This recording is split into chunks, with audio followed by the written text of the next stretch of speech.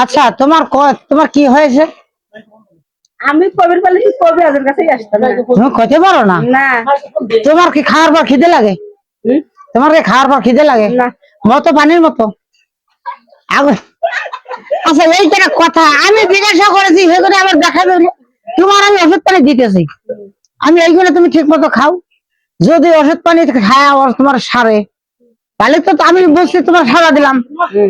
তাহলে আমি এই ওসলে এনে কবিরাজ হয়ে আইছিলাম, তুমি আইছো আমার সামনে, আমি তোমার হাজির করে আমি তোমারটা সারা দিয়ে যাচ্ছি। তাহলে কি সমস্যা আছে?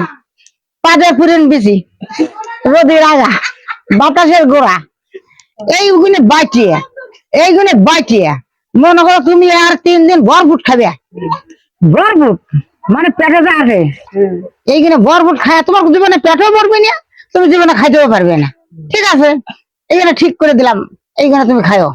আর স্বামী যে আছে ঠিক মতো তুমি বিছনা খোয়া লাগিও। স্বামী যদি তোমার স্বামী বিছনাতে পারে না পড়া ভাড়া তোমার স্বামীর কেবল দিবে বেশি রস।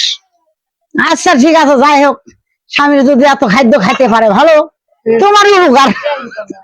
আচ্ছা যাই হোক, তাহলে তাহলে তোমার আমি ঝেড়ে বুঝে দিয়ে যাই, দেখা যাক তোমার কি হয়। তোমার স্বামী যদি ভালো না বাসে আজকে তারও বাসবি না।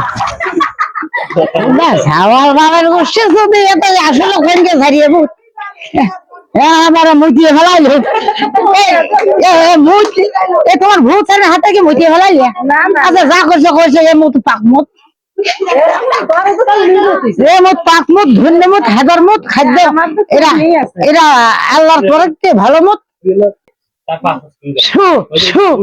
যাও তুমি ভালো হয়ে যাবে। হা বন্ধ গা বন্ধ সর্ব অঙ্গ আমার গা বন্ধ, হার বন্ধ, দেহ বন্ধ, করে বন্ধ, সার দই লাগা চলে। হ্যাঁ যাও, এইবার ভালো হয়ে যাবে।